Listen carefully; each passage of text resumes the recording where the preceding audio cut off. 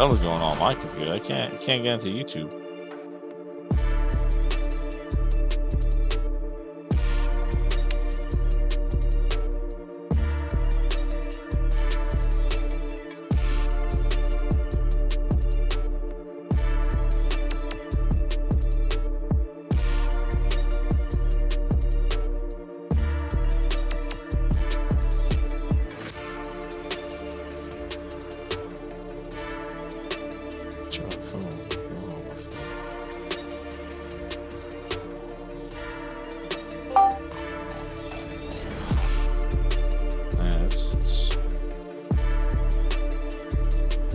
There he is. You get it handled or what?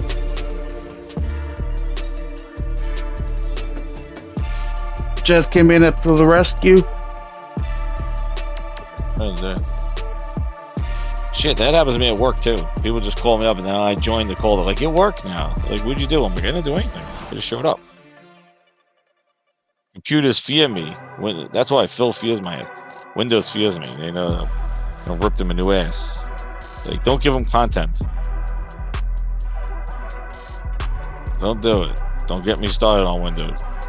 Yeah, now, like, I just updated I just did this thing, open shell, so like my Windows taskbar, my Windows button will look like the classic Windows button because I hate the Windows 11 button. It's horrible. I just wanted to open up my apps. But this, oh damn. Now my browser's not working. What the hell's going on? Dude, I don't know what it is going on. I gotta get the Discord. Discord's like destroying something.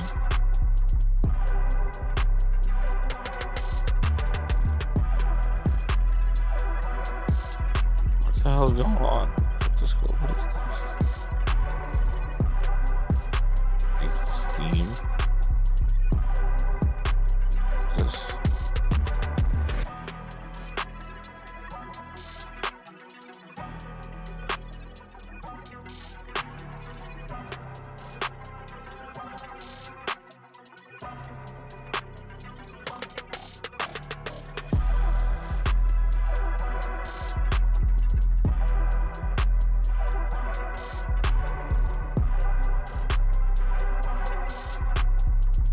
Oh, let me shut down Discord. I'll be right back.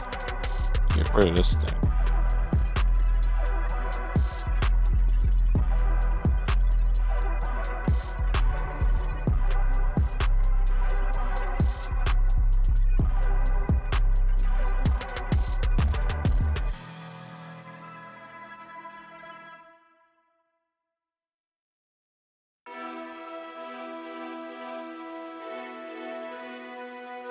They're saying they can hear Jazz and me.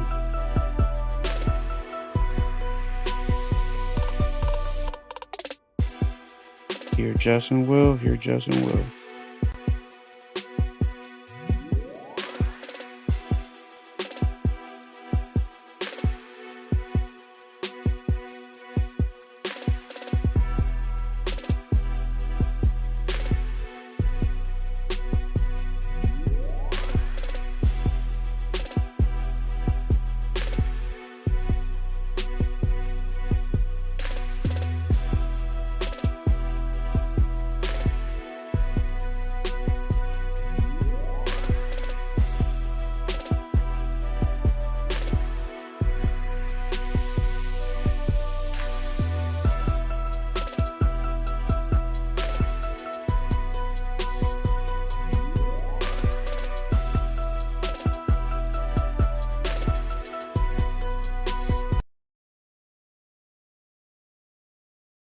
Yeah, they hear us, or they hear me. Can you guys hear Thrifty as well? What's going on, guys? How are y'all doing? I have no idea why y'all were able to hear them, but we are here for another episode of Thrifty's Gaming News Podcast, better known as The Playground. We got some good topics tonight. Sorry for being late. My computer decided to do computer things and not just push button make picture, and so I was having problems. And so we are here now, though. We have some really good topics tonight to discuss. We have, of course, Stellar Blade reviews dropped day. I could not ask for a better day than today for them to drop. I'm actually super excited about that. I am ready to get my hands on the game. I don't know why I sound low or computery as it's being described. Everything seems good on my end. Everything seems like it's doing what it's supposed to. Let me come over here and check the Discord, as it were. And one of these days, I will get all of this straightened out. Add sound, golf clap. That's hilarious. You can actually, that's funny. That's great. That's good. I didn't know you could do that. Anyways, sorry guys, a little bit of a moment of ADHD. Hope the audio clears up. I don't know what it could be. All of the settings on Discord are correct. All of the settings on Streamlabs, I'm guessing, are correct. And so I don't really know what could be causing any sort of issue, but for that matter, I will try to talk louder, maybe move the microphone closer to my face so y'all can hear me better. Hopefully that helps. Yes, Toolman, I realized I had the mic too far from my face, and that will cause a problem every time. And so, I, all right, guys, sorry. So what some of y'all don't know is when I tried to get this started, I kept getting an error message. And so I reach out to Nate. He doesn't respond back. I reach out to Jez, and it takes him a few minutes to respond. And in that time, I reach out to another podcast YouTuber community that I'm a part of in the Magic the Gathering circles, and I was about to get help from those guys, and then Jez hops in, and all of a sudden everything works. Like, he doesn't do anything, he doesn't tell me to do anything, it's just he shows up and the computer's like, oh shit, it's Jez, and like it fixes itself. So don't really know what happened there, but like I said, got a few people I want to thank. Toolman55, Al Stoner, Worston World, Blues and Grays, and James Fag. Thank y'all for subscribing to the channel. Really appreciate that. That was since the last stream. And last week got called off because, well, work is a real thing. And so, because of work being a real thing, I'm also planning on pulling the dumbest decision of my life and trying to mainline Final Fantasy the last 2.5 chapters, or 3 chapters rather, in 2 nights. So that fun adventure for me starts tomorrow night. And be careful because you'll fight with mics like, dude, I'm going to fight with everything. I am going to freaking fight with everything. So, we have a lot of stuff to discuss tonight. There's a lot of things that have been going down, a lot of things that have happened, but like I said, the biggest one, Stellar Blade reviews are in, and the game is getting glowing reviews, and I think that's really cool. We have 108 reviews so far, and it's sitting pretty good. And it's getting really good scores from some sites that I didn't think would kind of give it good scores. So we're going to discuss a little bit of that. Also, we had rumors over the past couple weeks that Helldivers, we had a rumor that Helldivers 2 was getting put over to Xbox, or that was in the works or discussion. So we're going to discuss that. Also, I know it's not gaming news, but I am a huge Final Fantasy fan, and I'm also a huge Dragon Ball fan. And so news dropped today, thank you to one of my Discord members for pointing this out, that Dragon Ball Super is officially going to continue after Akira Toriyama, so we're going to kind of discuss that. We just started Super in my house tonight, actually. We finished Z, and then we went right into Super, which was kind of jarring because my kid was like, hey, why are Trunks and Goten younger now than they were the last episode, which was the series before. So kind of got to discuss that a little bit and what happens there. Also, we do have another studio closing in Bethesda, France. This is just another in a long line of studios that have been closed down this year, so we're going to talk about that.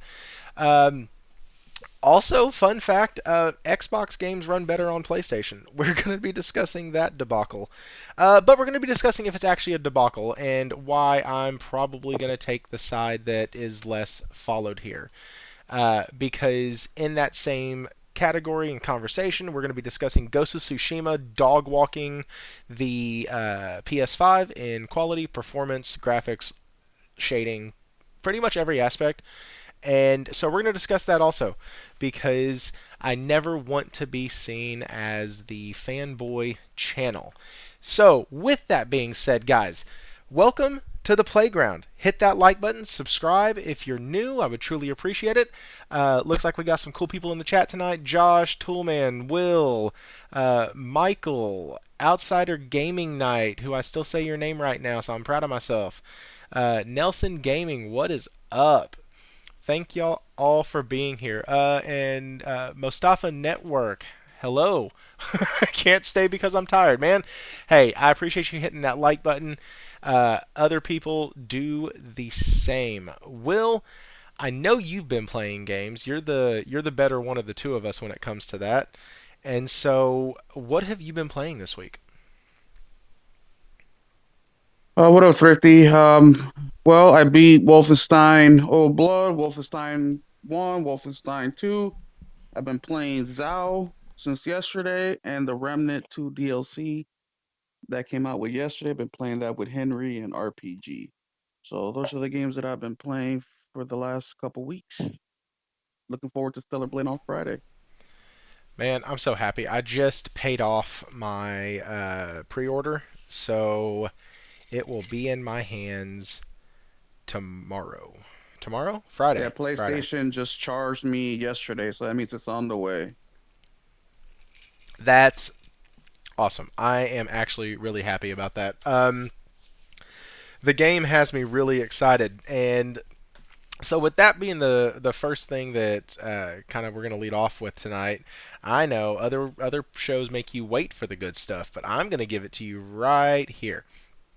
And so here is what we have going for us tonight, guys. We have an 82 on Metacritic, which that opinion and actually it's gone up now, about $4.50 can get you a large cup of coffee from Starbucks. And so, oh, we got the Grindhouse in here. What is up, Jez? I didn't even see you before. Oh, yeah. Can you hear me? Yeah, I just didn't see you. How are Oh, you? right. Yo, how you doing? Yeah, I didn't know you were alive. I was jumping in to see if you were okay with everything. But no, my ad blocker was affecting my browser, so I had to remove all that stuff. Like, I don't know what was going on. It was crazy. So, yeah, what's up, man? How you doing? What's up, man? If you need to hop Oh off, you man, what a can, dude. mess. You're fine. No, I fixed it. I fixed it. I couldn't get to YouTube.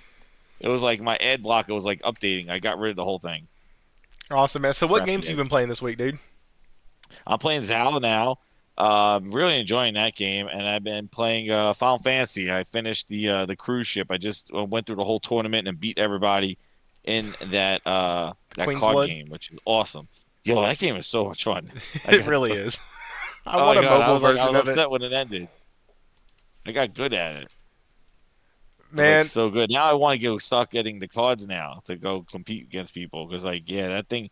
I know you had to, like go through. I think you could have like stepped out of the tournament if you wanted to, but I just went through all the way to the top and beat everybody.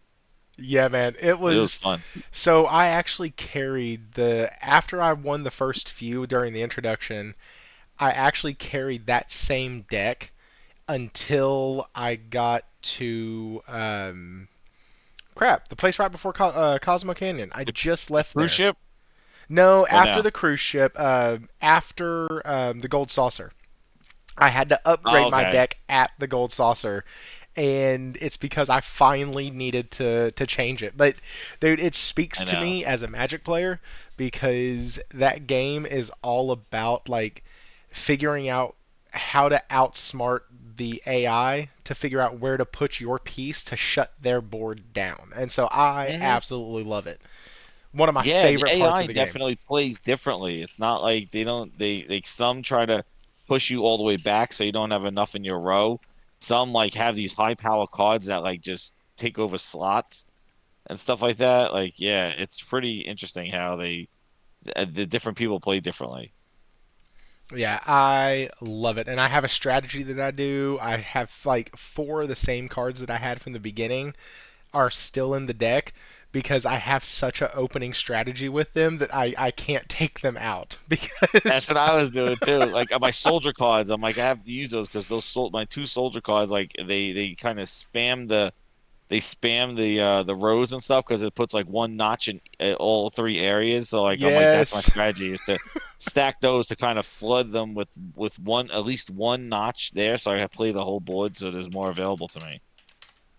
Yeah, Then I that's got what the Shiva card that I use as like my that's my seal that's my closer, my Shiva card. your Shiva card. I have my closer is the card that drops and it's the it has two pieces that one goes out directly in front, the other one drops down to the next tile, and each one gets -3. And Ooh, that's a so good one. it kills them and gives me the squares there. And man, if I get that out, I'm like, yeah, I won. If I can play that, I win because then I start playing other things. I'm all about killing their stuff and Hmm. removing it from the board. And so Nice. yeah, it's been real fun. But so I know you've been watching this. Stellar Blade reviews have dropped, and like I said in the opening, Stellar Blade reviews, paying attention to those, and then spending about $5 at Starbucks can get you a cup of coffee. Outside of that, they are kind of useless. But I do want to point out a couple things tonight. And so let me hop back over here, get this browser up for y'all. So this is just from Metacritic, and we can even do the thing where we are fair, and plus I like OpenCritic better. So we can actually come over here and alright, so on OpenCritic it has a 74, and that's 89% of critics recommend. Over here on Metacritic you got an 82, and you don't really know how many recommend, how many don't, what have you. What I thought was interesting is that we're seeing stuff on here from like PC Mag. We're seeing stuff on here from Screen Rant. Non-con. I fully expect Noisy Pixel, uh, Gaming Trend. Uh, where's the other one that I saw? Eurogamer. Like I expect some of these places to give these favorable, good God, reviews. Um, But when you start seeing things like PC Mag and then come down here, Screen Rant is actually very like middle of the board on how they call their stuff. And then we get to go over here, and one of the things I like to do, first of all, there's no negative reviews. I want to point that out. It has 0 negative reviews, and I think that's pretty cool. It's It's nice because to see. Stevia is blacklisted. That's right. You know that They're jackass would give busy. it the 1. Yeah, they'll give it like a 4. Like, boobies. Okay, and then here's the fun part. If you look at the ones that are bad, although it has some flaws, Stellar Blade is nonetheless a remarkable effort by Shift Up, which has had its biggest challenge year to date. Fundamentally, Stellar Blade raised its core elements, with its only flaw being inconsistent execution. So, this right here, let's read this guy. The studio's promised each story won't end here, and I personally look forward to seeing what she can achieve in the future. Okay, so sorry, I know that was really jumbled. For some reason, I can't read tonight. And so IGN Portugal basically gave what I would consider a decent review. Like, hey, listen, here's why we don't like it, right? But look at these scores. So the lowest score on here is a 60. That's the absolute utter lowest, is a 60. If you can take just the combat and the music from Stellar Blade, you've got a fantastic game. Sadly, this is not the whole package. So it has amazing combat, it has amazing music. So what's the problem though? Like the reviews like this really frustrate me. Look at this. If you just take the combat and the music from Stellar Blade, you got a fantastic game. Sadly, this is not the whole package. So what's the rest of the problem? Like you're not explaining anything, right? So needless to say, Will, what do you think about some of these reviews? What do you think about Stellar Blade? You have an 82 and an 84. 89% of critics are recommending it. What's your thoughts on Stellar Blade? Are you on the hype train, or do you think it's going to be, as Josh would put some games, aggressively average? So I'll repeat this again. All these reviewers, That's why I asked your opinion, sir. no, I'm getting to that. All these reviewers are pieces of shit. Every single one of them. I just want to remind you guys that they're not professionals at what they do. You may have professional journalists that may work at a public or a company that may review games. You may have a developer. You may even have a web developer or a writer or a professional in many aspects, except gaming. Every single one of these opinions are exactly just that, opinions. So when I look at the reviews, I don't really need the review because I played the demo.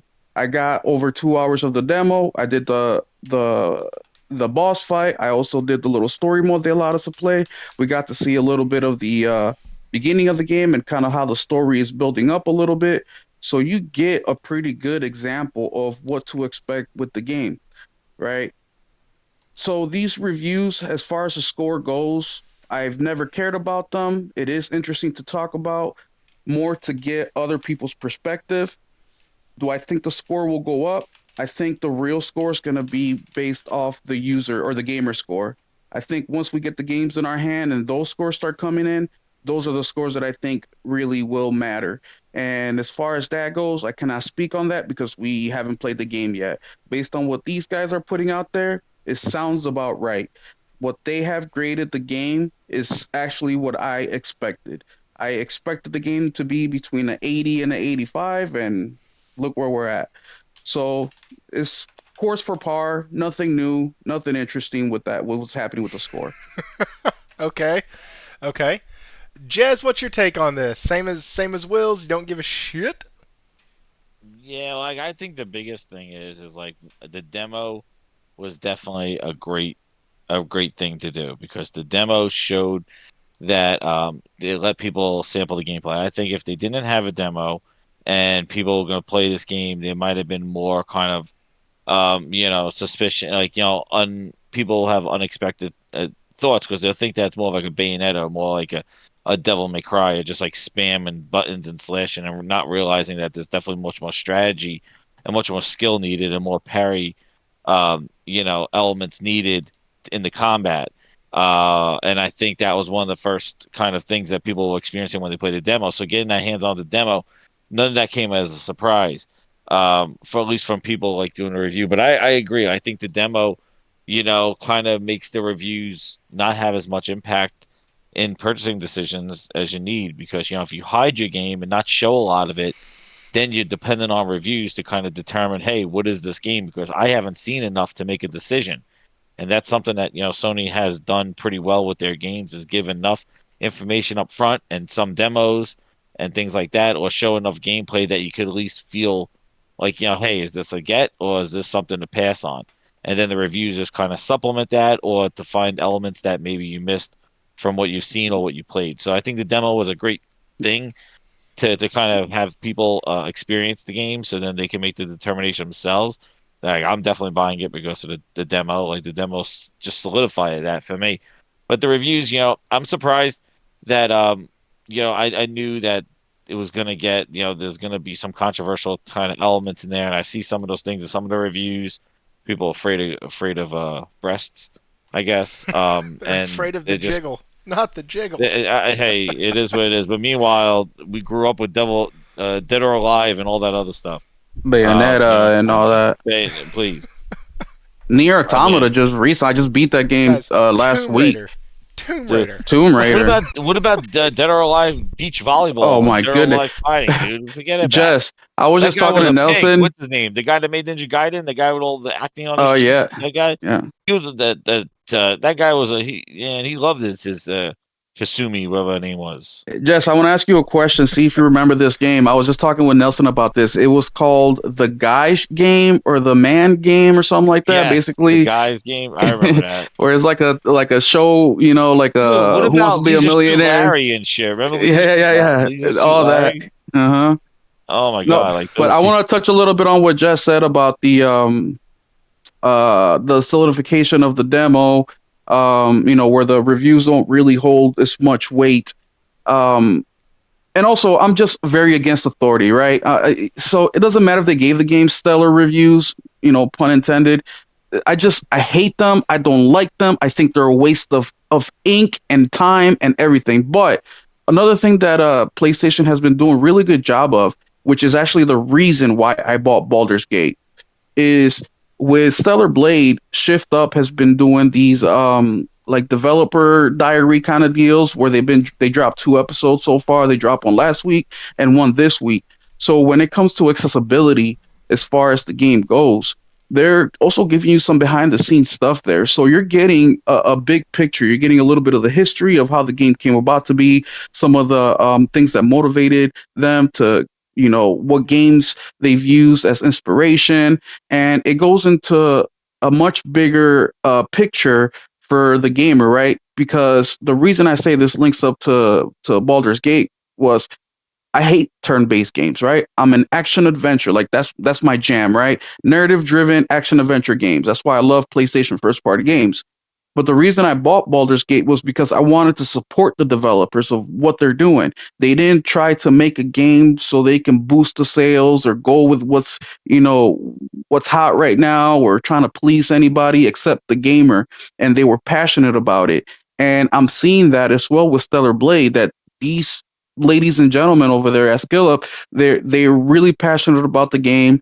They're trying to do something new. They are trying to bring in some old ideas with some new ideas, mix it all up, and you can tell, um, based on these dev diaries or whatever you want to call them, um, that they are really trying to do something new. And by the way, this is their first console game ever, right? And And if you according don't to know, all reports, it runs smoothly. It runs without Yeah, so bugs. that. yes, It has no problem. So I was watching Game Ranks earlier, and I took this photo. I took a little screenshot of one of the commenters on here, and it's a guy named just a turtle Chad. Okay, that's his name. Know him, great, cool. I just wanted to make sure I gave the guy credit. It says, funny how a mobile developer's first proper game releases in a finished state without bugs and puts yeah, most AAA games to shame. yeah, that was going to be my next thing I was going to say right there. Like, Yeah, holy They yeah. are a mobile shit. company. That whole studio surrounded in frosted glass. Yep. They Like, have a Yeah, no, frosted glass door. they're a mobile, like they said, they're a mobile company. They've been making mobile games for decades. This is completely new, and even they are to come out with a game that is technically proficient, meaning that And it Grand runs well, it Blue. works well. Look, Grand Grand Blue Blue was as another well. one. They were a mobile, and then their console game was great. Oh my god, I love that game. Absolutely. And Helldivers, I consider it to be, well, I mean, the biggest thing with Helldiver was connectivity issues. And yes, there has minor issues, but I think it had a lot to do with how many people were trying to play the game. But that's another developer that is super small. I mean, 100 people worked on the game. Like it's just these $40 games, these AA games. I play Outcast, A New Beginning. I beat that game a couple weeks ago. Another game by THQ Nordic, or THQ. And these games, they're the same people who published the rat game, just the Hugo, A Plague's Oh, Tale. the rat game, PlayStation. Plague's Tale. Yeah, I was Yeah, like, Plague's Tale. Yeah. So, these people are putting in the work, they're being creative, and more importantly, or just as important, their games are coming out running well, they're efficient, technically. real quick, I have it up on the screen. Leisure Suit Larry right now for the PlayStation 2 is $120. So that's on Oh man. Amazon. If you have that in your collection, go ahead, find it, use that, and buy the deluxe version of Stellar Blade. get an get an upgraded Leisure Suit Larry. No, I'm kidding. Oh But man. like that's kind of what I was gonna say. It's a freaking mobile studio. They have a game that looks beautiful. It plays smooth, has no bugs, no issues to speak of, or no major. I'm sure it has issues, but no major ones. And its biggest downfall is storytelling. So the mobile studio, whose job is to make you come back to the game because of gameplay loop, interesting music, interesting hooks, stuff like that, it actually kind of makes sense that their storytelling would be the kind of the weakest part of the game. Does that make sense? Well, Like, imagine this, Thrifty. There's we all in our personal lives everywhere. We try to learn from it and do better, right? How many times can you say that about one of any or a lot of these developers in the video game industry? A lot of the times they make mistakes and they keep making the same mistake, and actually they make it even worse. This company, Shift Up, is one of the few, and a couple others, of course, where I'm confident that they will learn from Stellar Blade and the mistake this game made. And right now we're talking about the story, right? How it seems to be a little weak, and I will be the judge of that once I finish it and play it. yeah. But based on what they're saying, um, I am confident that they're definitely going to take this as a lesson. And now I'm even more excited at what they're going to do next. So the technicality of the game, they seem to know what they're doing. The design of the game, they definitely know what they're doing as far as the art style, things of that nature. So I cannot wait. I know I'm jumping ahead right now, but if the story is kind of weak and this is their very first game at this level, I mean, come on, guys. We have other games that have $400 million budgets, and the story's weak, the gameplay's weak, the art design's weak, everything's weak. So with that, let me ask you this. With that, the question that I want to pose that you just kind of made pop in my head is, let's say they have this big breakout success, okay? Do we want them? I kind of want them to stay independent. If like, I don't want Sony to purchase them, I guess is what I'm saying. Because I feel like when you get purchased, and we've had this discussion on the show before, everything goes up. The budget goes up, the expectation goes up, the everything goes up. Your staff, your writers, all of it. The only thing that tends to go down a little bit is your creativity or your passion, because now you're under these strict, massive dead. Does that make sense, Will? You've actually brought up a lot Yeah, of this before, and yeah. so I hope the game does extremely well, but I hope the studio keeps the passion after that success. Because Look, go ahead. I don't think. Let's just say things work out according to plan. And by according to plan, I mean they do really well and they Sells sell a 1 lot of million. copies and whatever, right? I really I'm not a fan at all of a publisher or a company like PlayStation buying developers. One, because Shift Up seems to be doing just fine, right? They seem to have enough Just fine. funding. They seem to be, they're doing well for themselves. The the reason I say I'm against something like that is because it's the tail old is whatever, where the ball player has a tremendous year, he signs a quadrillion billion dollar contract, and the next season he sucks ass. And that's because the hunger isn't there, right? Now, I'm sure that if Stellar Blade doesn't do well, that they're going to be in a pretty tough position, right? Because they've invested a lot of money in this game, and any huge investment, there's a ton of risk involved. So if PlayStation comes in and just purchases them because they just had a great game and they want to take advantage of the mobile aspect of the company, right? I think that does alleviate some of that. I mean, I know that it's not apples to apples in comparison, but look at Hellblade. What was the co-owner he doing for the last 3 years? We all seen the Instagram pics. He was gone now, right? It's more But like, look what who was he happened. doing for the last 3 years? You know, yeah, exactly. What was he doing? So no, I think that PlayStation should keep doing what they're doing, like how they've been doing with Square Enix forever. Is support them when you can, step in where you can, but work as a team. Don't just like my son. I don't jump in. I don't take over everything he's doing. No, I let him do his thing. If I feel like I gotta step in, I step in.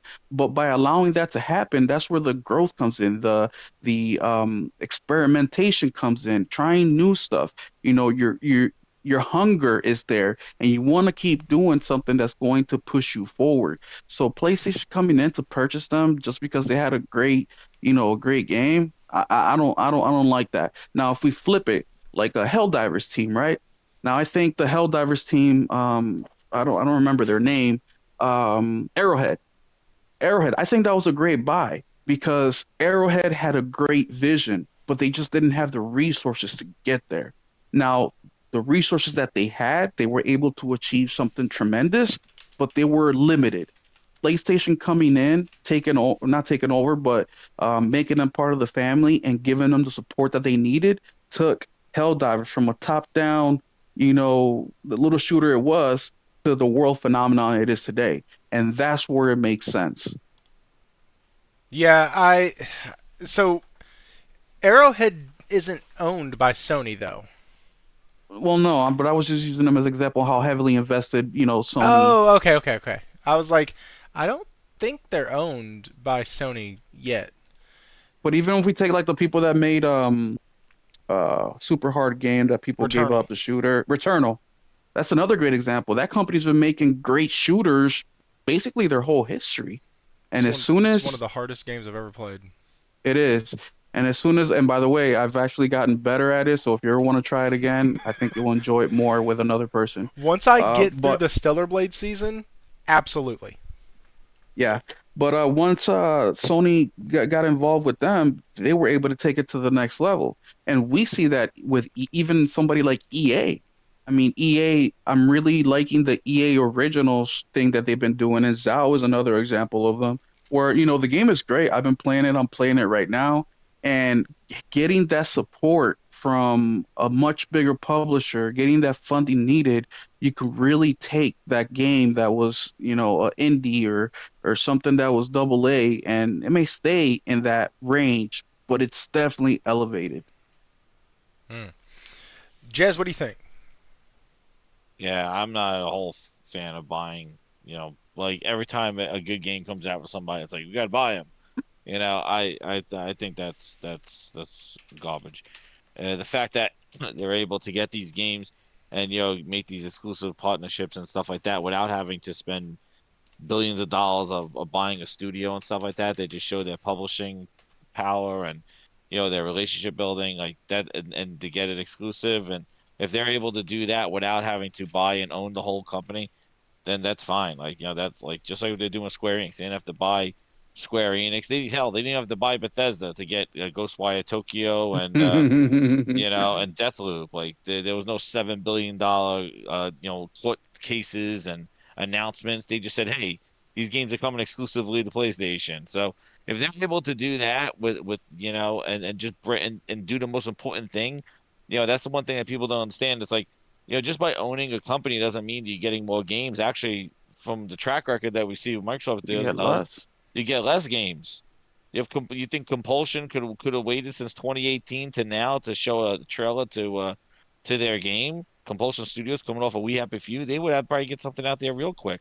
You think Ninja Theory would be able to wait this long for Hellblade 2 if they didn't have Microsoft just kind of, paying for their vacation and all that other stuff? So sometimes it, that ownership, there's a lot of other things that, yeah, they may benefit, like, employee benefits and brunches and all that other stuff.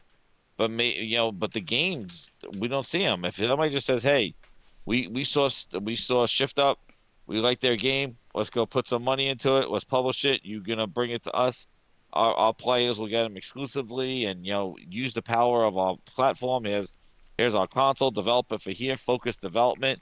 Make sure it's well optimized. Make sure that that it runs great. To get this thing to work. Focus development, and that's another perk that, hey, you don't have to worry about making all over the place. We'll take it, we'll market it, we'll do all this stuff, and here's a platform that you could focus on, and they're able to do that without courtrooms and putting people on stands and any stuff like that. Then that's perfect, because that's all that matters to us is the end game, is the product, the game that we play. All that other stuff that we went through last year, watching what Phil Spencer was wearing and what he said under oath, like, that's not gaming. So, this is gaming. Just get it, and no huffs and puffs. There's the game. We saw it. We like it. It's ours. Make it work. And I think the biggest thing that my takeaway was how polished this game is for their Hmm. first game, first console on the PS5. With all those, like, with a lot riding on it, and also launching in a very crowded 2024, especially for PlayStation. It wasn't a lot of quiet and duds like they've been kind of hitting. Final coming off the heels of Final Fantasy just a month ago, and then Helldivers right before that, and then you had Grand Blue Fantasy on top of that. It's been hit after hit for since January. And then you had Last of Us the remastered. They've been putting stuff out consistently each month, and you're like kind of you're the final, you're the final wave of the first quarter of April. April being the last one until we know what's coming next, and hitting it the way they did with that quality. The frame rate being real steady, having the three look incredible, having three modes. Not Yeah, saying, hey, at sorry guys, at it's only demo. 30 frames. Yeah, it's only 30 frames. That's all we could do. Sorry, everybody. No, they're like, hey, his performance, his quality, and his balance, Yeah. and even Yep. balanced wet Digital Foundry's noodle. They like the balance mode, but like they're like, ew, it looks better than the quality mode. Incredible, three different modes. Who would have thought? The Hellblade can't. It's just giving you one. This is what I mean. These are the expectations that you should have.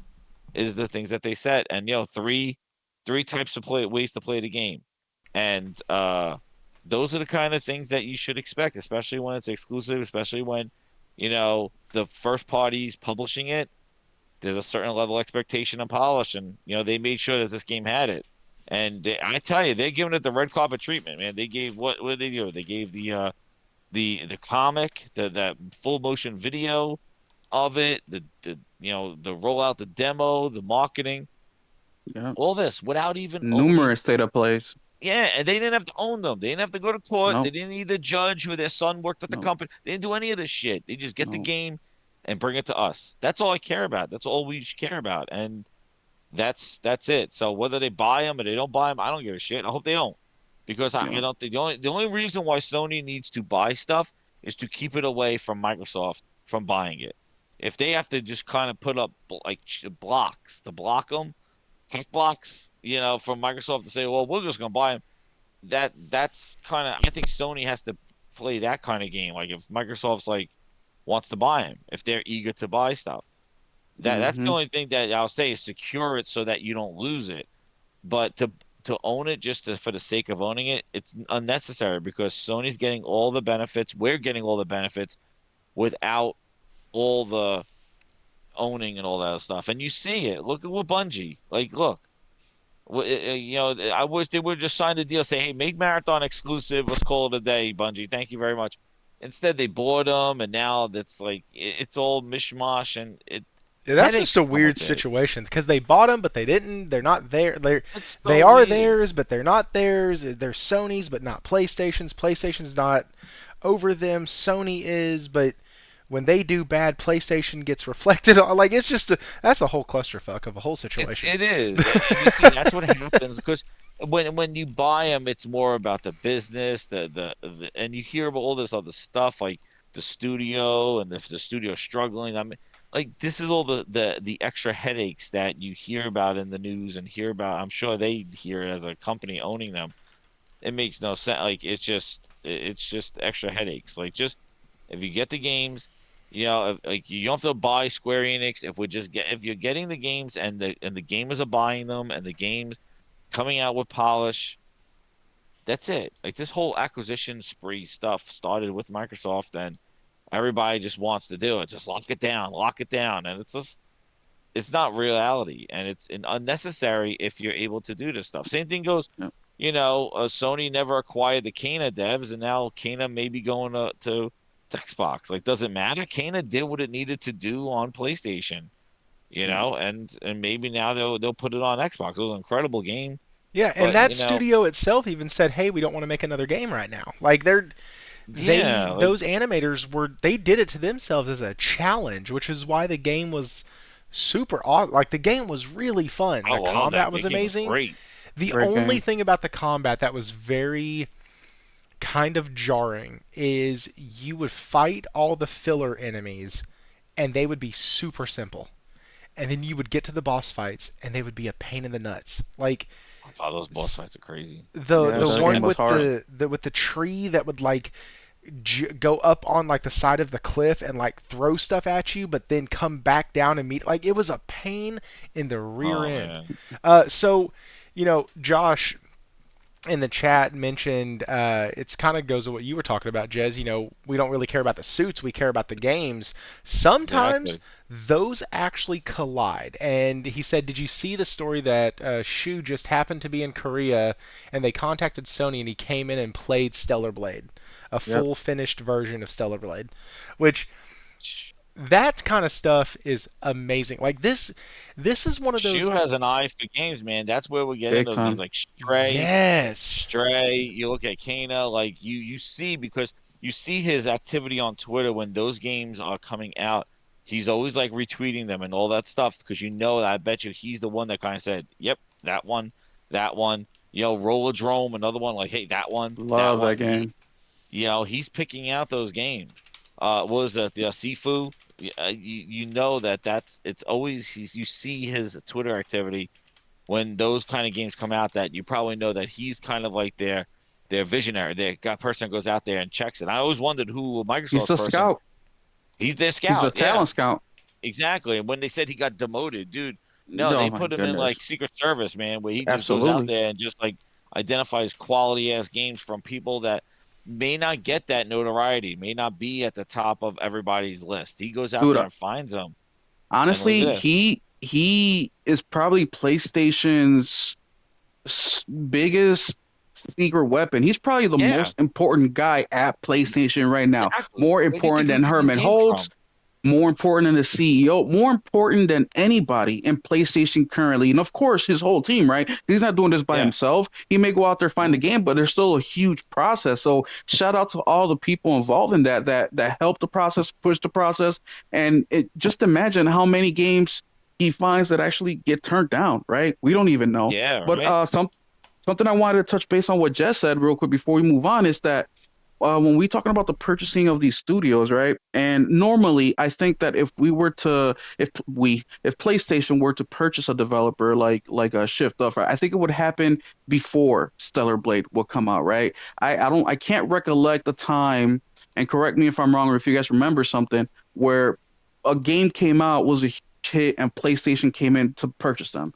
Like I just can't remember that. It was PlayStation Housemarque. normally Housemark, yeah, but Housemarque. you It know was But after but Returnal they bought them. Astro Housemark built or Housemark had And made Insomniac. games. They bought them after and Spider-Man 1. after Right, Spider-Man but One both of those companies had made games almost exclusively for for PlayStation up to PlayStation, that they've been point. Yeah. working together for a long, long But time. they didn't buy them until after Returnal. Yeah. After, yeah, And and Bluepoint is another one too. They bought them all after yes, they released the game. It was almost like yes. oh, and yeah, the only ones they kind of purchased before was Jade Raymond Studio.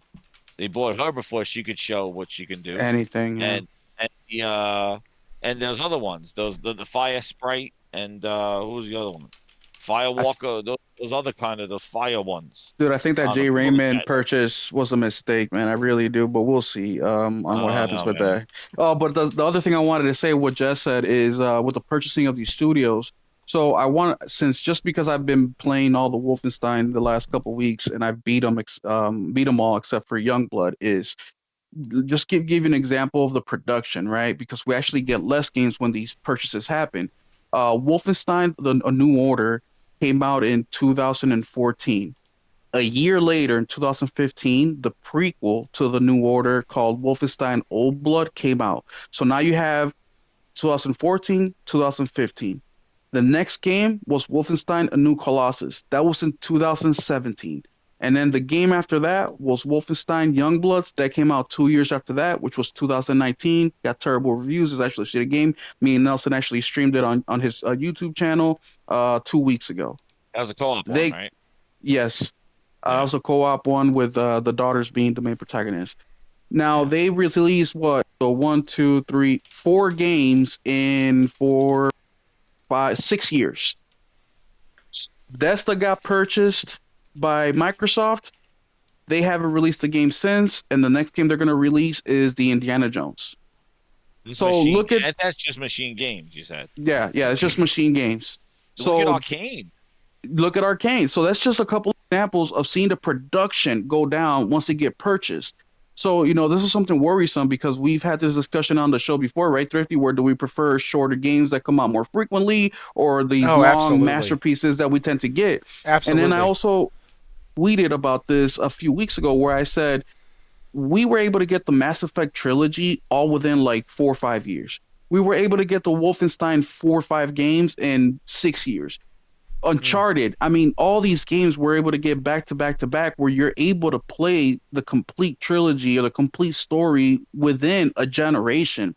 Now we're seeing, okay, this game came out when I'm 25. I won't be able to play the second iteration until I'm 40.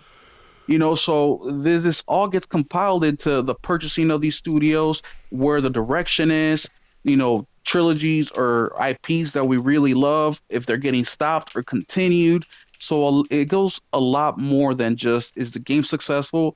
Do we purchase them or not?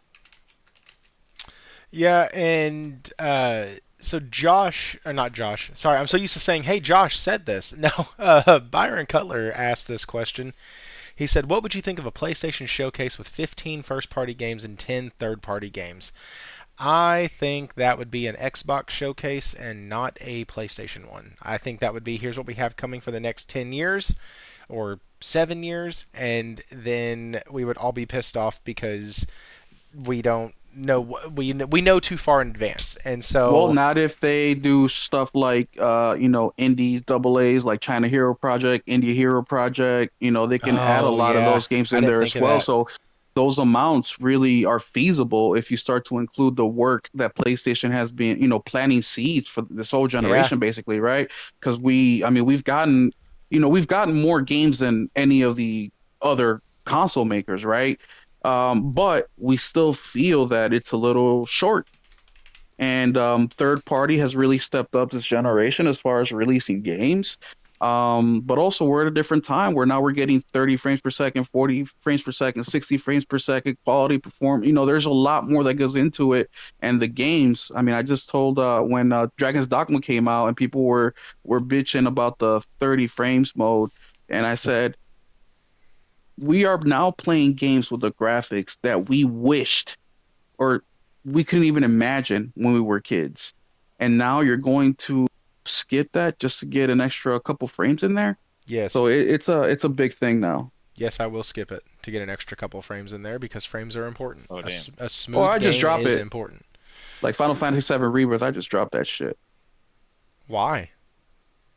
Even though it's way better than the first one, I just can't get into it. I can't. Hey, that's fair, dude. I am 65 hours in, 60, 67, something like that, 50, something up there. I last time I looked, I think I was above 60, but it's definitely an amazing game. It is. I have nothing really negative to say about it. I was talking to Salty about it the other day because he's thinking about playing it, and the only negative I have is at some points the pop in on the game is absolutely egregious. And if any of y'all have actually watched any of my review videos, pop in is not something I usually harp on unless it's bad. And I'm talking about like 15 feet in front of you, and even Tales of Arise, which is a game that I absolutely love. It's in my top 5 JRPGs of all time. It's phenomenal. Its pop in though is absolutely egregious, but it's uniform. Like, it's a circle that's all the way around you, that as you start walking, things populate out in whatever that sphere is. Cool. I get it. Fine. And I'm able to kind of look past it because it's very consistent throughout the whole game. Final Fantasies is like, hey, you're walking, and all of a sudden, boom, a little bush pops up or a little patch of grass pops up, and you're like, oh, that's weird. And then you go somewhere else, and it does it again, and then it does it again, and it's always random. And so, like, it is very annoying. But that's really the only thing about the game that I have found that is something that I would harp on or gripe at or whatever, because outside of that, the combat is faster, the characters are more fluid, the combos are amazing. Hmm. The way you can parry, block, you can do all of that in this. You can dodge, you can go vertical with it for I certain think they go characters. crazy with the mini games though. That Ooh, does affect some pacing. so Thrifty, I got my answer why. Yes. That is my So based on what you just said, I agree. Everything you said, I 1,000% agree in regards to it's better, it's faster, vertical, all that stuff. But my problem with it is in comparison to what's in the market right now, there are games that are doing it way better. Now, as far as Final Fantasy goes, compared to Final Fantasy Remake, it's leaps and bounds better than that. But in comparison to Oh the yeah. majority of the market, it's just not. There's better games to play, in my Yeah, and opinion. and I get that. And one of the things I was going to talk about tonight was the sales of Final Fantasy VII Rebirth being about 40% lower than the sales of Final Fantasy VII Remake. Granted, we could get into the explaining it away because of the not explaining it away because it is sort of semi-valid.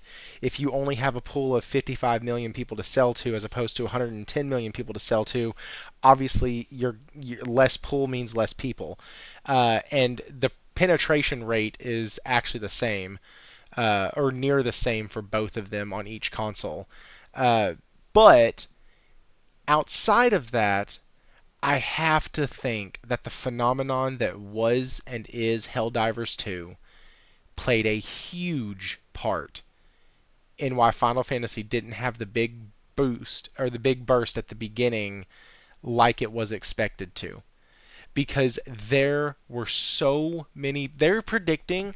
I don't think we've gotten a number yet, but the last one I checked said that they are thinking that Helldivers 2 sold 8 million copies,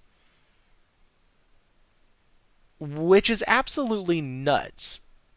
And then the people who were playing or are playing Helldivers who knew that Final Fantasy was coming and were maybe interested were like, well, heck, I'm having so much fun with this game, I can hold off for a while. I'm just going to devote my time to this game and maybe play some of these other smaller games that are coming out. Because I'll be honest, guys, Final Fantasy Rebirth, it's a big freaking game. Take everything you knew Mhm. about the first one, going from one area to the next, and being very linear, and throw that shit out the window. You are going to Well, spend hours upon hours in certain sections like Corel and the Golden Saucer and heck, I just reached Cosmo Canyon, and oh my god, that place is freaking huge and well, massive. it's also been a heavy JRPG first quarter too. It So I has. don't know if there's a Yeah. little bit of JRPG fatigue. Well, And I then was playing still you know, Grand Blue after when yeah. that came out. Well, I haven't played Grand Blue, but I'm actually Oh, I'm waiting Grand Blue for is a sale. awesome. And right now there's a deluxe edition from 100 to $70, and I almost pulled the trigger, but I'm just gonna wait for the standard edition. But that's the Yeah, you don't next. need a deluxe. The deluxe, Yeah, yeah. that's what Now I'm Nelson telling said. yeah, that you'll love that game if because that game is just like straight up huge, big fight, incredible battle. And It's it's like epic. co-op, right? Yeah, I haven't even played co-op in it, but yeah, it's co-op. Yeah, yeah. I'm looking forward Yeah. to that and Visions of Mana. So those are the two Vision. JRPGs. Really?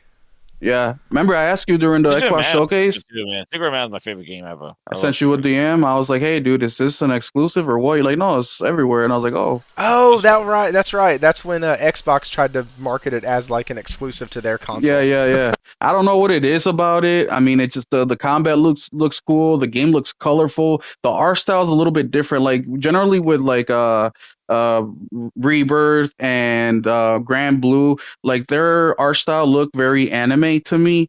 Where I understand that Visions of Mana may be anime, but it just doesn't have the typical, like Sands of Time. That's coming out. I don't know if that's called Sands of Time. That's coming out Friday as well.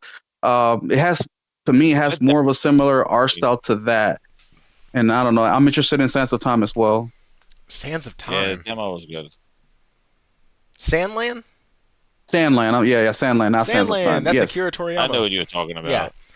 I was like, well, because last week we covered that Prince of Persia: Sands of Time is a full remake is still in the works. It's just Yeah. like But it just got Ubisoft. put on hold and now it's back to actually being in because of like the way the last game did and all that. So like that game is still in the works. So let's move on from this and let's get into the next topic on the docket for tonight, which is Xbox games are better on PS5. So Shit. this is based off of Sea of Thieves. This is based off of Sea of Thieves and the Digital Foundry report that Sea of Thieves runs better on the PS5. And the console warriors in us and the playground enthusiast of the bunch, we like to get out there and puff our chest and say, haha, y'all suck. Y'all's game doesn't run as good on y'all's system. It should, at this, at that.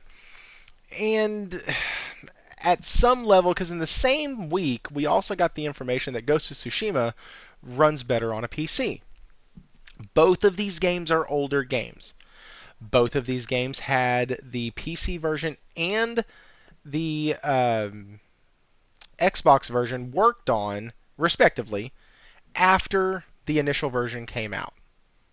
Okay? So it makes sense that Ghost of Tsushima being designed for current hardware, or optimized rather, for current hardware, is going to look better on a PC. It's the dumbest damn thing I've ever seen for people to champion that.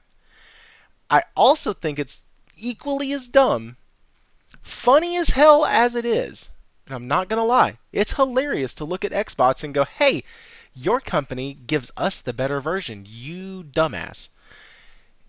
It shouldn't be surprising to anybody that Sea of Thieves looks better on the PS5. It's had more time for running, more time for optimization. All the bugs were found and fixed on the, well, all the bugs were found on the Xbox. Don't know if they were fixed. And so stuff like this makes sense. And if I take my console war glasses off, this is a huge non-issue that was all over my Twitter timeline for the past week.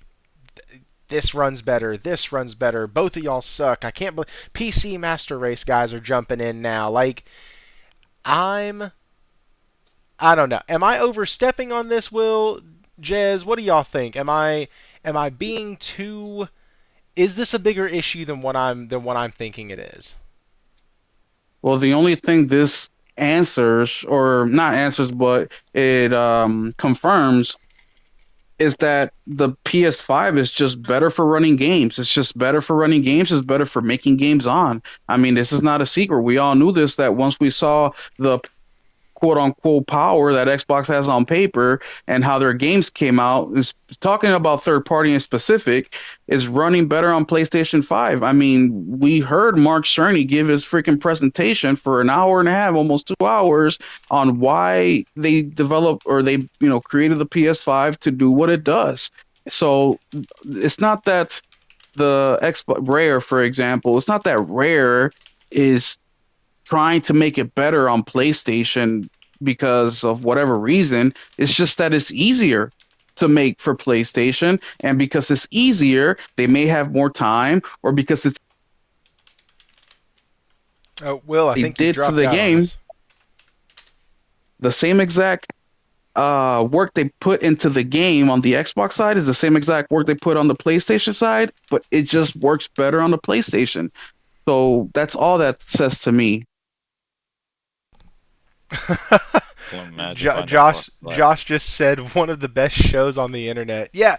So the Frosted Glass, Jez, you've done That's some right. pretty cool music over the Frosted Glass, uh, and but am I making sense though? Like, Will, it is No, it is wonderful to sit. Sorry, Jez, I didn't mean to cut you off. Go ahead.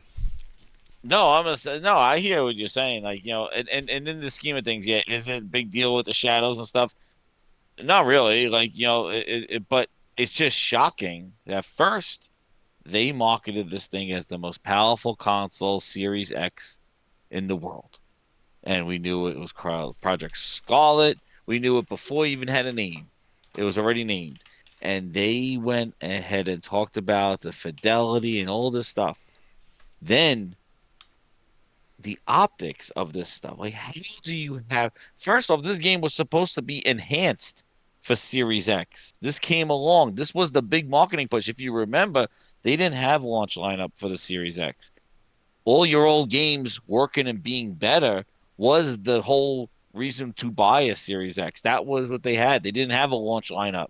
All your stuff that you had on the One X plays better, and this on the Series X.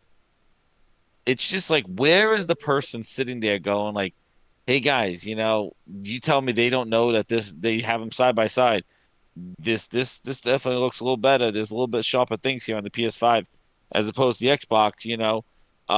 It's same thing with the Pentiment bug. 120 frames. Like, who's the person that says skip it and don't realize the optics of like, hey guys, this don't look good for our own brand that we make this. Like, I understand on PC it's gonna look better. there's unlimited power, and to try to tweak and stuff like that, not worth it because they have unlimited power over there. But when you're putting it directly on your competitor, and this is a statement, this is the first set of games that are coming from you. Obviously, that quality should be there. I'm not saying, let it look like the Xbox purposely if you could get it to look better. But like, you should definitely take some time and go back and tweak it to make sure that your at least your X has some sort of equivalency to your direct competitor. Like, don't make it like that obvious. Like, it's just the optics of it is just so you got to scratch your head going like So ugly. where is there like who is the person that's making these decisions and not realizing like guys, go tweak it. Like you'll make this get try to get those things a little sharper on ours, and we'll patch it up and we'll send it out. And even they were comparing the PlayStation 5 beta to this. It was the beta. It wasn't even the final version of the PS5 ones. The beta compared to the full version of the Xbox, and that's where it's just the optics of it. It's just a head scratcher.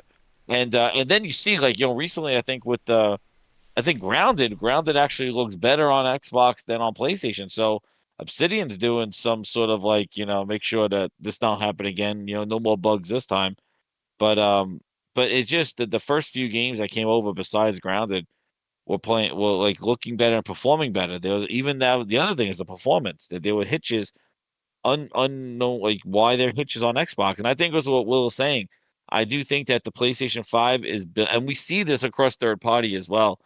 The games, even though there's brute force power in the Xbox Series X, for some reason, and I believe it's still the S, that whatever architecture those are sharing, the S or trying to get it to work on the S, I think the X is getting hurt from it because I don't think the X is an uncapable console. I So think it's plenty capable. do y'all think it's a bigger issue? And something y'all said kind of maybe shifted my perspective a bit. Do y'all think it's a bigger issue that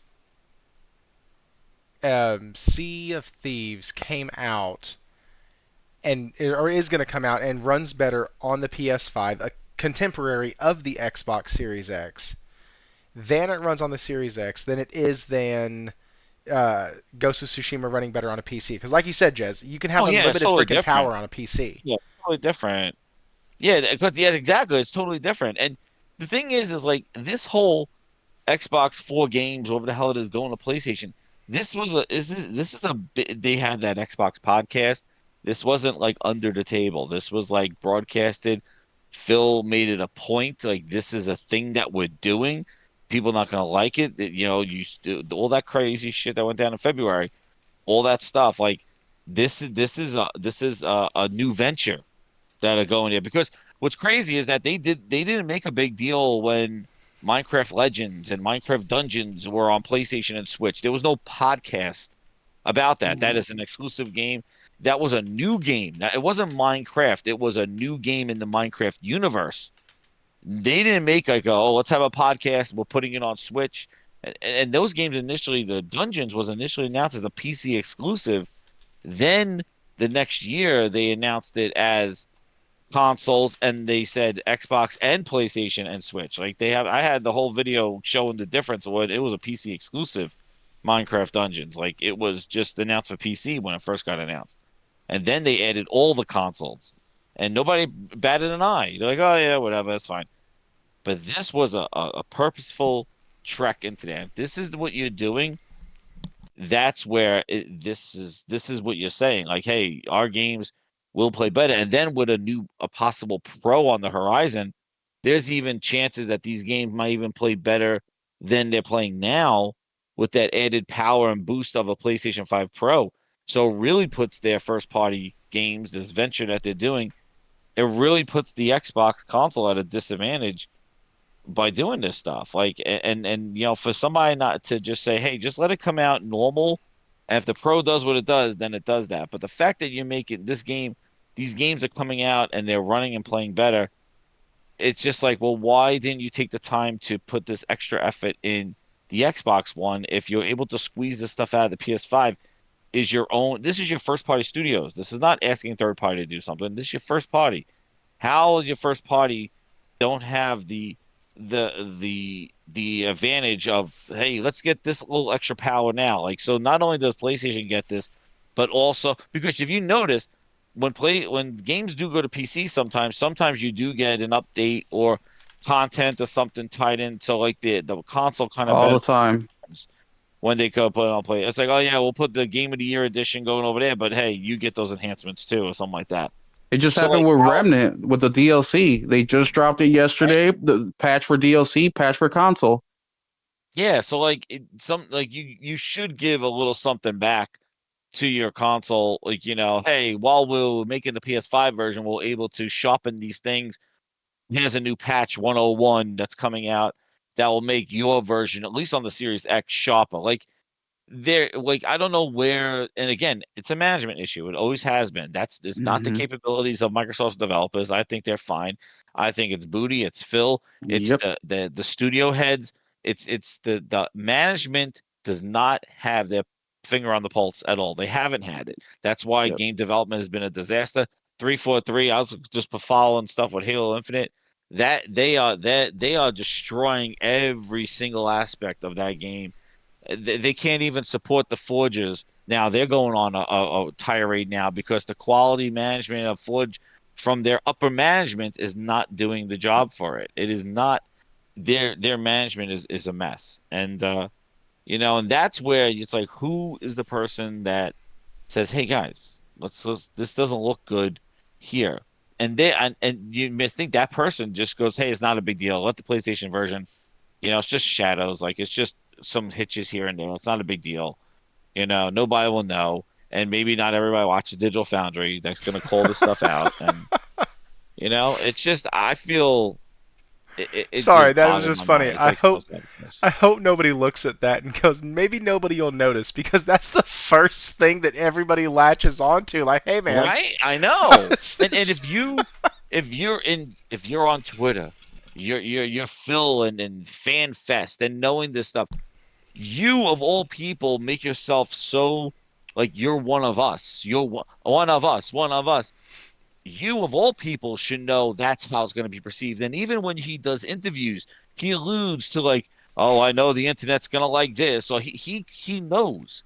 So how can you mock us and not know that those are the things that are going to be there, that you can't say, hey, you know what, Booty, tell them this version, somebody make update, give us an update or work on something.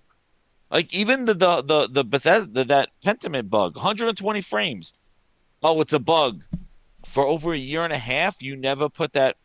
You didn't realize 120 frames didn't exist on your game. It wasn't until the PlayStation gets a release, then gets called out for it, and then you say, "Oh, it's a bug. We're gonna patch it in," and you patch it in a few weeks later.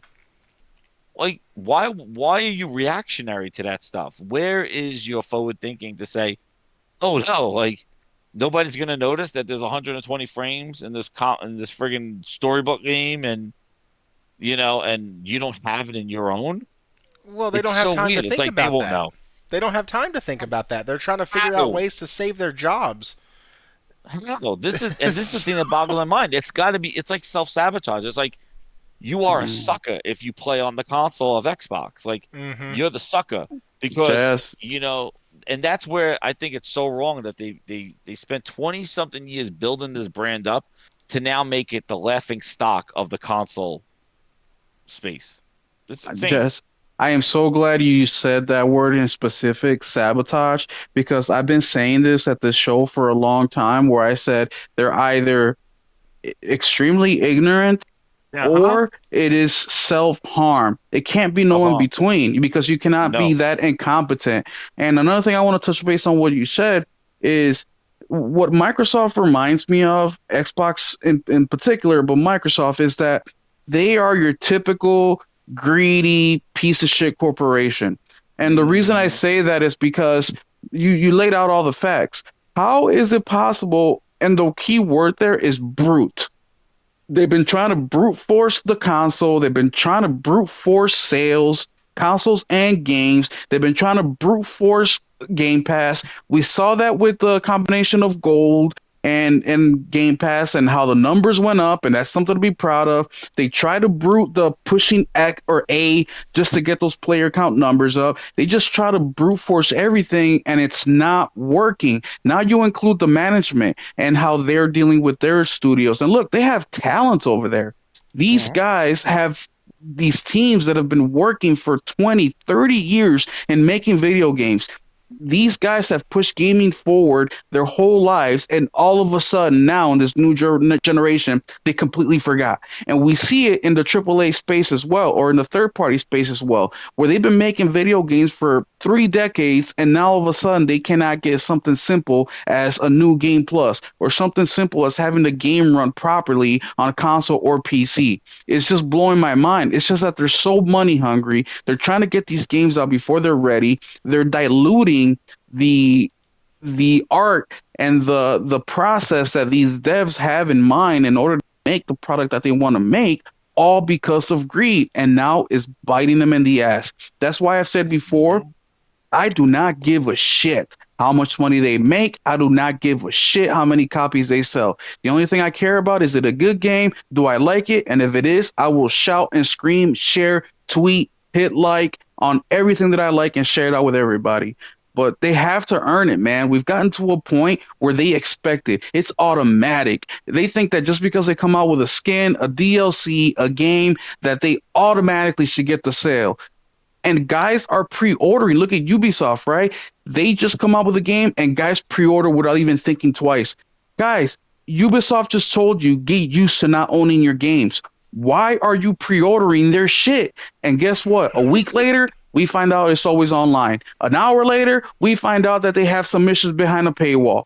Like, come on, guys, we have to do our part, and our part is stop supporting the fuckery, stop endorsing the horse shit. That's why a couple weeks ago, when we heard, not a couple weeks ago, but last month, when we talked about how the Xbox exclusives are going to be coming to PlayStation, Thrifty disagreed with me at the time, but I blamed the Xbox gamer. That's who I blame. I lent the majority on them. One, because they don't buy games, they don't support shit. Secondly, they didn't do what people like Salty did, Jess did, and numerous others, Nelson did, where they just left. They knew they weren't valued as a gamer. They were not valued as a customer. They were giving the runaround. They kept getting promises that were broken, and they said, "I've had enough." And they went to somewhere that values them as a customer, and more important than that, gives them the games that they want to play. And we have one right here. Jess has said his testimony in regards to his Xbox to going to PlayStation just last month. We have more power than we think, guys. The problem is the FOMO, right? And I'm not here saying this stuff like I'm a saint, because I'm not. I'm right there with you guys, right? I pre-order shit all the time. I make excuses for my favorite developer. So I am not telling you guys this because I think that I'm holier than thou. I am just trying to share with you so we can come together as a gamer community and look out for our best interests, because these people do not care. All they care about is what's in our wallet and how much they can get from it. Yep. Yeah, I mean, And that is the truth. enough said on that. Like, I think, guys, let's give some claps in the chat for Will. That was, I think that was dead on freaking accurate, man. Put Gaming Grindhouse on the stand. You just missed it. Gaming Grindhouse talked right before Will did. Like, Oh shit. he was there. Do I hear me on repeat? On repeat. Even You don't hear enough of me. somebody in the chat was like, Jez just covered this week already. And I was like, well, you know what? I was home with my kids on Monday, so I couldn't watch Jez's show. Okay, Oh so no. kiss my rear end, people. I did find something pretty fun. And so I will try not to be annoying with it, but I found a soundboard inside Discord, so that's going to be really, really fun to play with. Um, Speaking of Board. things that are fun to play with, pause, not Stellar Blade. Um, One of the things I do want to talk about, the show has about 20, 30 minutes left. And so one of the things that I'm super excited about, somebody in the Discord put this in there. I know it's not gaming related per se, but it makes my little heart happy, and so we're going to talk about it. Dragon Ball Super's future after Akira Toriyama's passing has been confirmed. Dragon Ball Super entered an indefinite hiatus following a sudden and tragic death of Akira Toriyama. But the series will be returning. If you want to read the rest of the article, it's in the Discord. You can go check it out. Biggest thing is that they will be continuing because, for one, the franchise really did well, really took off with finally giving us like another game to continue the series that we had during the PS2 and early PS3 eras. They gave us that game in Dragon Ball Z Kakarot. And that game constantly got fed DLC, fed updates, fed performance patches, all this other stuff. It got an update to the PS5, which I think was free. And it really, that combined with the immense popularity that Dragon Ball Z Super, or that Dragon Ball Super was, uh, it only gave us the like 6 years out of a 10-year period that it was supposed to cover. And so I'm really excited about this. My children and I just finished Dragon Ball Z and started the first episode of Super. And my son was like, "Dad, why is everybody different looking?" Why? Because we just did the 10-year jump in Dragon Ball Z. And he was like, "Dad, why is everything different? Why is everything like that?" I said, "Well, so the creator of the show wanted to go back and kind of explain what happened during that 10-year period." He goes, "Oh, that's awesome. Do we have all 10 years?" And I was like, "Nah, man, we don't. Yeah, we're probably not going to get it. That was the creator that passed." He goes, "Yeah, I remember you talking about that." And he goes, "That's sad." And then I saw Discord, and I was like, "Well, you know what? Never mind, son. We're actually going to be getting the next installments." And so I am super excited about this. It's a franchise that I'm glad that Akira Toriyama rather, passed on his knowledge to other artists, and uh, for a while he hasn't been doing all of the artwork anyways. And so that's really good because if you look at Super, he didn't do 100% of the artwork for Super, and a lot of his whatever assistants, proteges, students, whatever you want to call them, they were the ones doing the artwork and under his guidance. So I think we're going to be in good hands. Do y'all play the Dragon Ball games at all? Do y'all like this series? Is this something that interests y'all at all? You don't have to give any feedback at all. I don't play the Dragon Ball games. Don't play it. Will, what about you? You said Sandland looked kind of interesting to you, and that's the same I Yeah, creator. did play So that. I played a demo of that. That was interesting. yeah. I no, I haven't played the Dragon Ball. I'm still trying to watch the actual TV show, but once again, man, like gaming's my thing, so like trying to like Fallout, for example, like I've watched I think 2 episodes just because Well, it's that's good. That show. yeah, I know, it's very good. I mean, I watched the Good. very first, well, the half of the first one, right? Because then I was like, oh, I got to get back to gaming. But no, I'm trying to get into the Dragon Ball TV show because you guys have recommended it.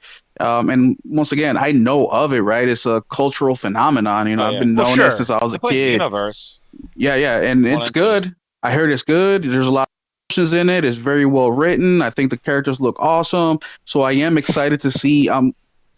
First off, I'm glad that it's going to continue, right? Because I don't, especially in this crazy world we live in, a little bit of familiarity, I think will do a little bit of good, especially with something as good as Dragon Ball. And with so many of the IPs out right now, from Star Wars to the Marvel stuff and DC stuff, a lot of fans have felt disheartened with what's been coming out lately. So I think that them renewing this and keep going with it, something that's been proven, that is loved by the community, I think is great. So I am looking forward to, and I'm also of the thinking of, I'd never, in my opinion, there should never be a game or anime or something like that that should never be made. I think if there's an idea, I think that if it's interesting, if there's the time, let's knock it out. I may not be interested. We talk about this with the Souls games all the time, where I don't like those games, but I'm also not going to say no, those games are the worst and they should never be made. Absolutely not. I think the more the merrier. So that's exciting. Keep the legacy going. We're seeing things like Thrifty and his kid, bonding over something like this. So it's amazing. So I hope that it comes out. I hope it's good, and I hope it's continued success. Yeah, my son got me into. I watched the Demon Slayer. He made me go see the movie, and then Okay, new I've heard of season that coming too. out. Nice. Dude, that shit's good too. Demon Slayer is pretty good. Now he's Nice. watching. He's going through all the. My son's all into anime. He loves and the. He's been watching now all the. Oh, what the hell is it? The what was it? Oh my goodness! Now I forgot the one with the one they just made the Netflix show with the One Piece. He's going back and watching all those Holy the crap. animes That's of like One Piece. isn't that like 900 and something episodes? Yeah, I know he's Holy getting jeez. His Crunchyroll subscription's worth. He's watched everything. So he watched the live action, and then we watched Airbender because that was pretty good. That was a good Netflix show, and then we watched some of the cartoon, the Magna. I can't call it cartoons, the anime. But yeah, I watched some of it, but he's into it, all that stuff. But he's not into Dragon Ball. That's the last one. He watched everything else, the Demon Slayers, the all that stuff, but he's just not. He didn't get into Dragon Ball in that one. But I played the Xenoverse 1 and 2. I played the fighting game. That was pretty cool. Like I know of the characters, but I never watched the anime of it. I gotcha. So that, like I said, I put that in mainly because that's something near and dear to me. I love Dragon Ball. I love the That's good. whole That's continuing. franchise. And I do absolutely love that they're going to keep it going. And I'm sure that money and the dollar signs behind the IP had absolutely nothing to do with their decision, and they're just doing it to further the legacy of Akira Toriyama. At least that's what I'm telling myself to sleep at night. So Outsider Gaming Night put on here, let's get thrifty. And what's really funny is I had something pulled up that I wanted to kind of, I don't know if y'all are on YouTube right now watching the stream or not, but I kind of wanted to pull this up because I have the ability to do something I wanted to start a while back. It was going to be too hectic to do, but now I have the ability. So let's get thrifty. Here we go. Here's how we're going to start ending the shows when PlayStation drops a new sale, which they just did. This is something I tried to start last. I think February is when I tried to start it last. But I found it was going to be too difficult. But now that I have this, here's a few things I want to recommend and a few things that we're going to shout out. And now that we get to see Xbox games on here, we're about to have some fun. So, Hi-Fi Rush is now 30% off after being out on the PlayStation for 2 months.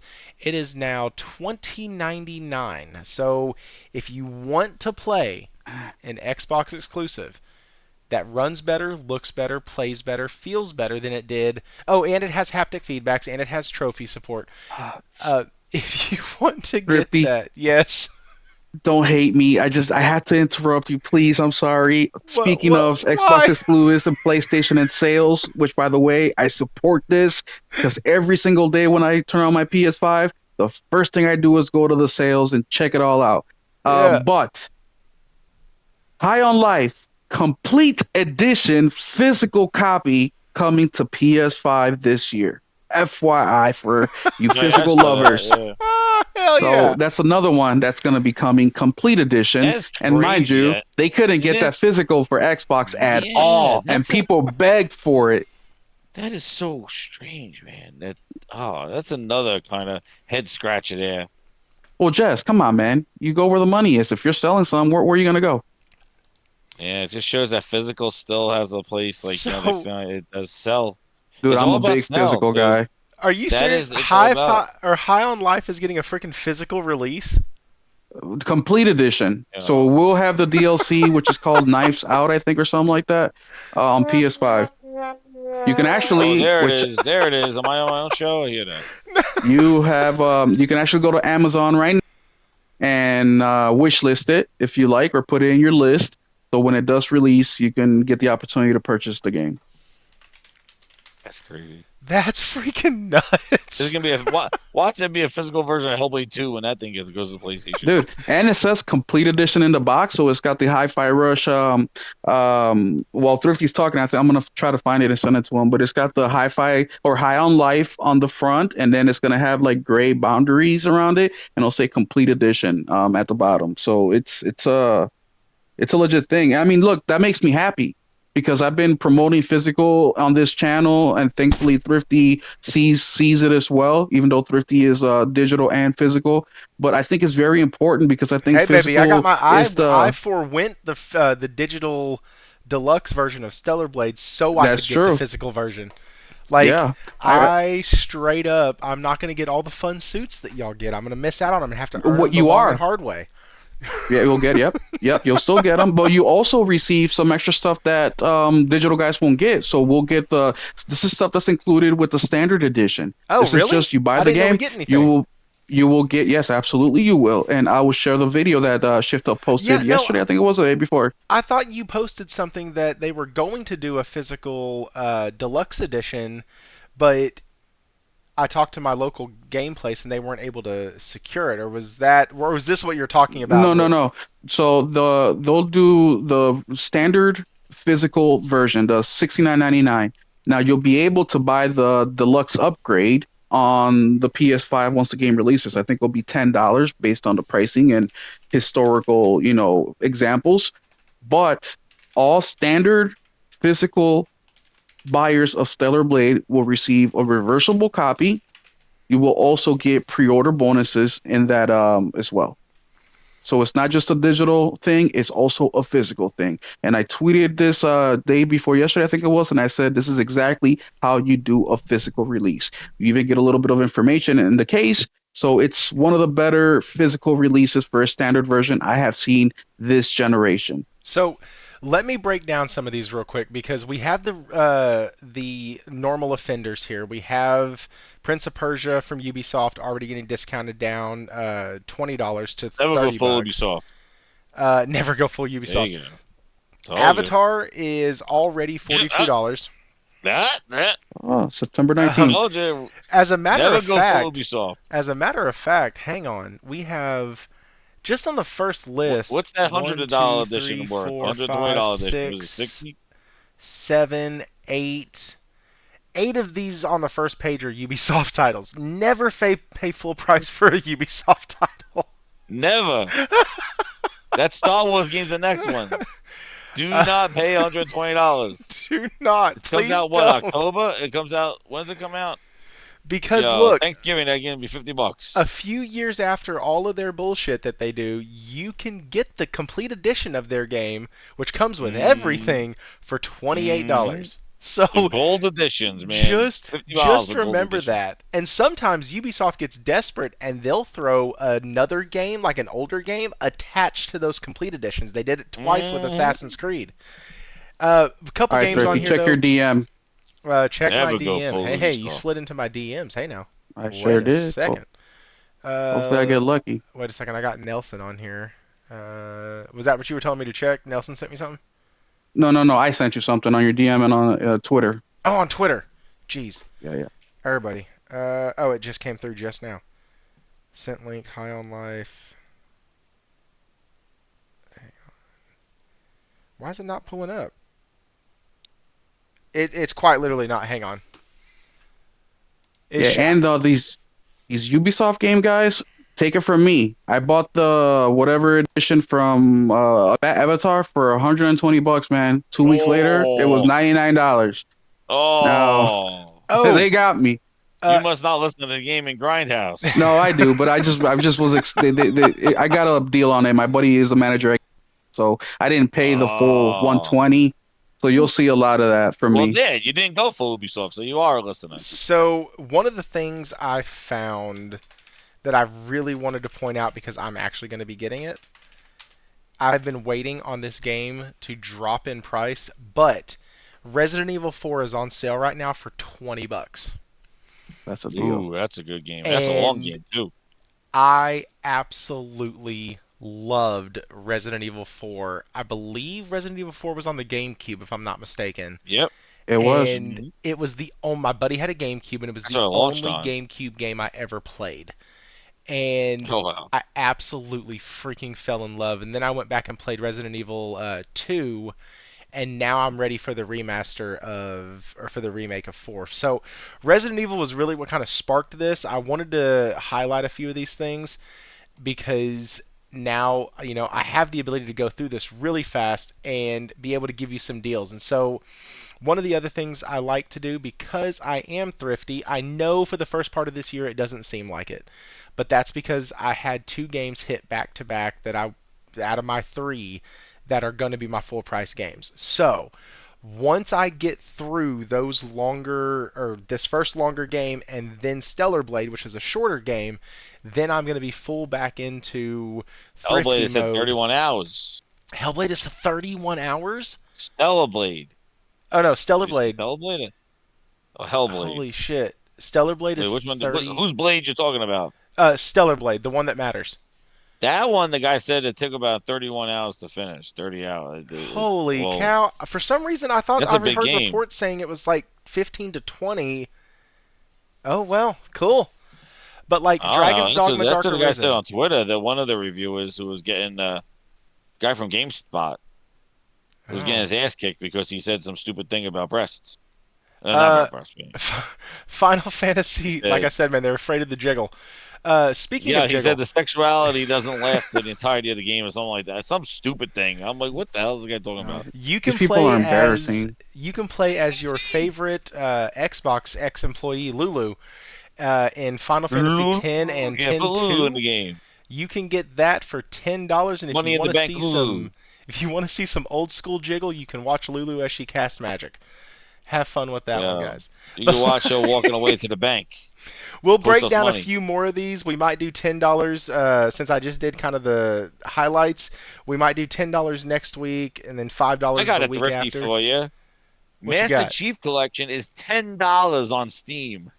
Oh, let's look at this. Let's look. $10 friggin' dollars. I'm like, holy crap. Dude, I ain't gonna lie. Xbox store for console they had they got some great. Dude, I bought Street Fighter 6 for $18 last month. I just saw that today, man. I was like, holy crap. I'm like, Master Chief Oh, Collection is $10. hey, did y'all know they're still advertising 120 frames per second for the Series X? Shit.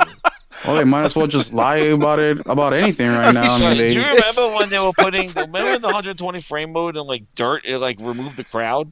oh yeah. It was like 120, like Dude. trees, and the whole crowd was like empty. Everything gone, Look at this shit. missing in But action. it's 120 frames though. Look at this shit. We're talking. Okay, so I said I was going to end the show, It's the but COVID race. here's the funny thing. So if you're watching the stream on the Halo No Master Chief crowds. Collection, Xbox.com, I'm on the games landing page. Somebody tell me where in the Well, not on fuck that I'm page so- on Steam. No. But I accidentally clicked this one, but I'm kind of glad I did. Somebody please tell me where the fuck I can buy the game. Where can I buy the game? Oh, there it is. At the very, very bottom. Look, they give me a Game Pass ad right here. They Holy. advertise their shitty console here. They They tell don't me wanna sell it. Season 8 is available They here. don't. And then look at the very top. Microsoft, Xbox, Game Pass. Get it now, Game Pass. But look at that. Available It's now, $40 Game Pass. there, and on Steam it's $10. Mhm. Right. Why is it not on sale in their store? Because they want PC players. They don't want console players. Console players slow them down. They don't allow them to do what they want to do. Is this in Xbox store, the Microsoft store? Yeah, this is in the Xbox PC? store. Wait, no. Xbox everywhere. No, click on the drop-down box. Go to PC. See if it's on sale for Master Chief Collection. For See the Windows? drop-down box? Yeah, it's for not. Master Chief It's still Collection? $39.99. No, go yeah. I can't say. Oh wait, you're delayed. I'm watching the video. Oh yeah. I'm like, don't do it. Dude, You're like, fucking do it. Do it. Why are you not doing it? I feel like we're on Discord. I was like, holy shit, it's still $40. Yo, on Steam it's 10. Microsoft gives a shit about Steam, and they pay 30% on Steam. Oh my god, it's sabotage, man. They are dopes. Mhm. They're They destroying are everything, dopes. man. How do you have the game $40 on your store, on your console, and on Steam it's 10? And Steam is the one that you give the 30% to. Holy shit. Shit, now they're gonna be giving 30% of PlayStation as well. 30% of $10. Holy crap. Yeah, Hey, save 70 billion. 75% on. Way to God, make your money back. Man, that's so Holy sad, guys. shit. Don't spend your money on Xbox. I guarantee you, That you could Windows take, store is garbage. take There's your no sale. $20 and Trash. spend that shit on Resident Evil 4 and You enjoy believe the game and be happy. dude, they got a publisher sale on Steam, but they don't have a publisher sale on their own publishing store. Hey, Thrifty, can I do an honorable mention on the sale physical wise? Yeah, go ahead. So I just Nelson posted this today. I just gifted him which is, I recommend it, highly recommend it, but Dead Island 2 physical is $20 at GameStop right now. Me and Nelson are gonna be playing Yes. that game. It's a co-op game. The game's Hopefully he'll good. stream it. But yeah, it's a great deal, man. $20 for Dead Island. It's a very fun game. It is a zombie, just played it and just enjoyed it. I liked I it. recommend that for $20. That's a good price. Oh yeah, and that DLC came out too. I think the second Yep. one was The coming second out. one The came first out. one came out. Yeah, so Yeah. highlights from the stream tonight, guys. If you have a Leisure Suit Larry copy on the PS2, it's worth $120. Sell it. Uh, we have Stellar Blade that's coming out, looking like it's going to do great. We have Xbox that can't release their games for shit on their console, but on ours, they actually are doing pretty good. Their games are going the route of Ubisoft, where they are on sale 2 months later, so do not pay full price for them. Wait for them to come crawling to us, and then get their game super cheap if you want to play it. Outside of that, Stellar Blade is coming, guys. I am so freaking excited about that. Ghost of Tsushima better run better on a $5,000 PC than it does on a $500 box. And yeah, let's see. Does that cover everything? Oh, and buy physical when you can. I fully And don't support. go buy a full Ubisoft. And never get that's Yeah, right. don't- And never yeah, go don't full go full Ubisoft. Ubisoft. Do not buy. There you go. Yeah, that's highlights of the week. Those are the highlights of tonight's show. But seriously, guys, buy physical when you can. I like through talking with y'all in the community and everything. I do like buying my like on sale games digitally because you can find those $3 deals, those $5 deals, those $10 deals. But with people and connections like Wario64 and Will and Nelson, like those guys constantly keep me informed on, hey, this game is $10. This Will sends me links throughout the week, like, hey man, figured you want to see this. Diablo 4 is at Walmart $20 right now. It was region locked, but still, it was it was at Walmart for $20. And so I almost made a Shit, fake the address. Spyro trilogy for PS4 brand new was $5 at Walmart this week. Right, So like, I mean, there's great sales out there. and so I say Fallout was support like physical when $5, you can, something like that. especially with newer titles that are coming out that you're wanting to get, because seeing an old title get purchased digitally, I don't think has as much impact on the market as, let's say, you purchasing a brand or a new title physically. I think that metric probably rings a whole lot more true because even if I do buy a game used, or I'm sorry, even if I do buy a game physically right now, if it's a couple years old, I'm probably buying a used copy of it, which doesn't go to the developers at all. Doesn't tick up on a metric, doesn't show that a physical copy's sold, Yep. nothing like that. And so if you're gonna buy physical, focus on buying it on the new games you're getting, and then do what I do. Games you want to find on sale, mix it up. But that's my thing. Obviously, I'm not going to tell you how to spend your money. We don't pocket watch. We don't. If you want to spend your money on all digital and you don't believe in keeping a physical collection or you don't want to have the room for it, whatever. That's up to you. But on this channel, I'm going to find a way to get the Let's Get Physical soundbite just so I can play that every time we start talking about physical editions because that's what we do. We like doing that here. Jez, thank you for scaring my computer into fucking working. I was super pissed. I went Into to submission.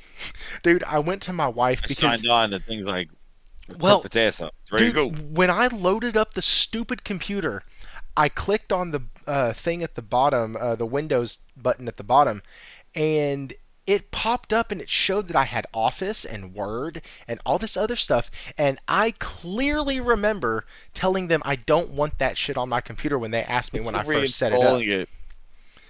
And so, They install in the Windows updates.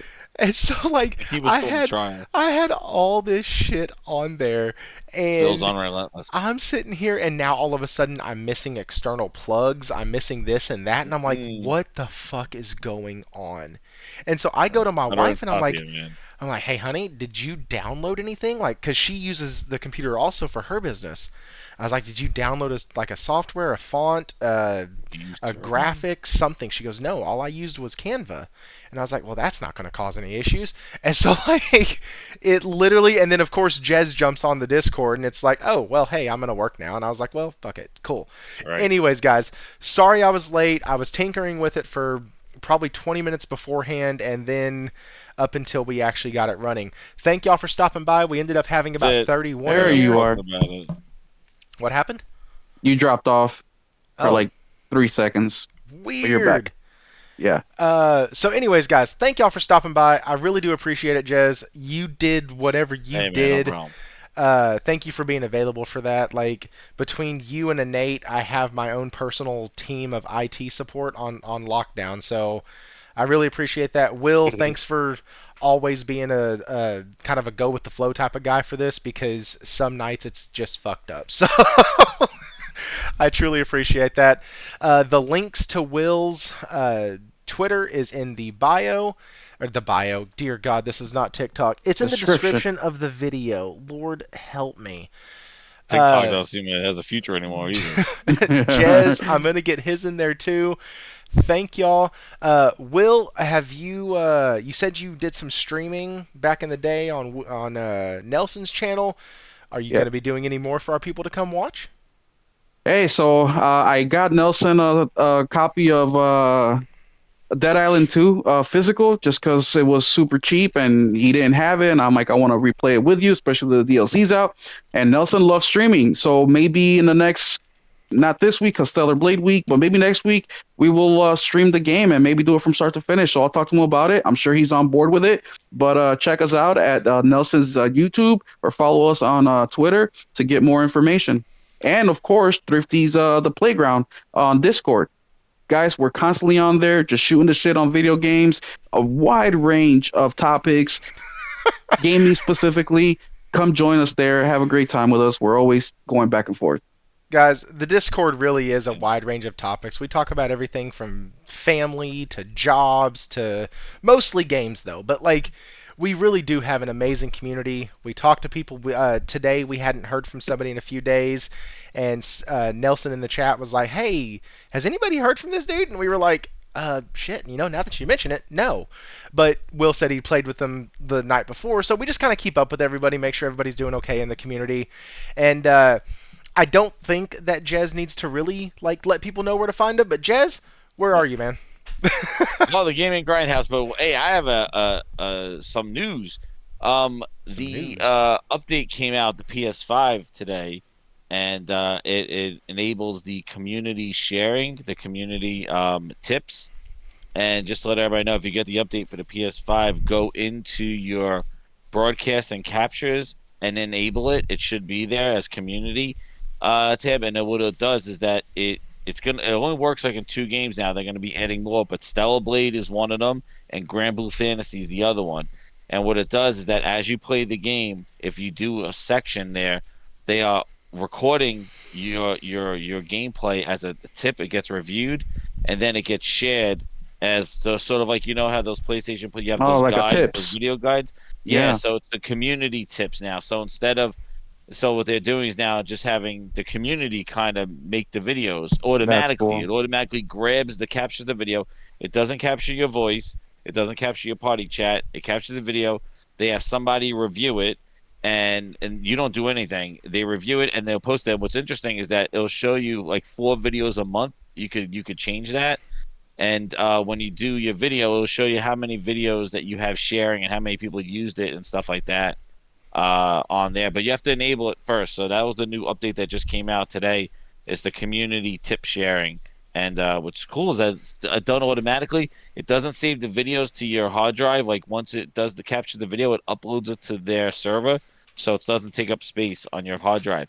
They also added, I noticed on the dashboard in that same area, they added that it automatically captures the last 3 minutes. You could turn this on. It automatically captures the last 3 minutes of your gameplay. Um, it does that too. There's something else. That's something separate there. They just added that there as well. But that was the PlayStation update Jess, that's that I huge found. because if you're like a hardcore a gamer, right? And you really are about gaming and you really try to do the best you can, and your shit gets used over and over again. I mean, you're getting promotion if you turn this thing on. If you have a small user like Thrifty here, right, where he's gaming, he's broadcasting, he's doing all these things. Now, PlayStation's putting in some legwork.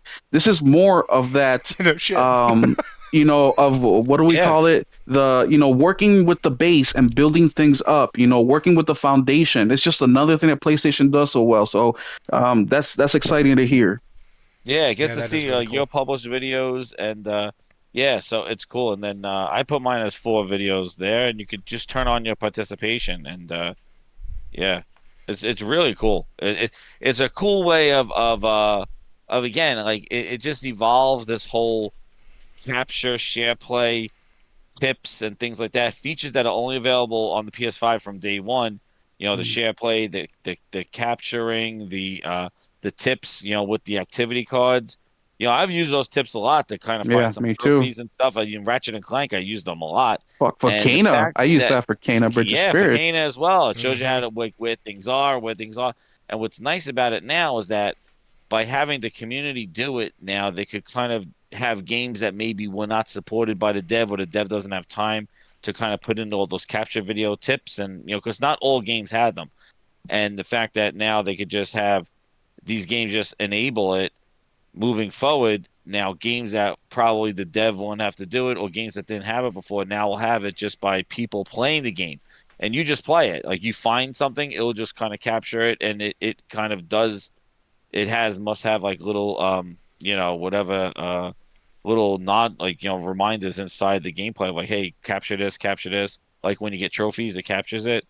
It Yep, probably has that as well. And yeah, now you will get more games supporting the tips and stuff by the community. And like you're right, it maybe can make somebody like hey, this person has done all these tips and stuff like that. They're like kind of an expert at this game and get notoriety that way. But it's really cool. But it's just an evolving of like what I expect of like these online services that we pay for over here on the console. And console specific features, like these are gonna things that are gonna differentiate moving forward, like these little features here and there, Yeah. activity absolutely, cards, challenges, things like that they add to the system. So the more the better. I like it. Well, absolutely. guys, thanks for that Oh, tip, another Jez. thing too. I'm sorry, one more thing. I don't want Another thing I Oh, noticed too one is that more thing. No. you could stream trials. I don't know if that was always there, but like now, like if you have a trial and you have the PlayStation Plus, the premium, streaming, you don't have to download the trial. It says stream trial. I haven't seen that, but maybe it's been there. But you could just stream it without downloading the game to play like the 2 hour trial or the 1 hour trial. You could just stream it Interesting. 4K I too. didn't know But that. anyway. Yep, those are a couple of tips Uh, there. Gaming Grindhouse Monday nights. Check it out. yeah, check him out. He's very consistent. Monday nights. He also does videos randomly throughout the week when And news music. drops. Yeah, and the music. I He just has dropped a new song. his Frosted Glass album is going platinum right now. Oh, It's yeah, so check out the Stella Blade one. I just drawn for the release of Stella Blade. I did the Stella Blade one, which is a true banger. People all hyped up for watching that. I dropped that one today. heck yeah. Stella Blade has publicly been released. Uh, guys, outside of that, though, that is the show. And as many of y'all did a few minutes ago, I'm going to say it now, guys. So have a good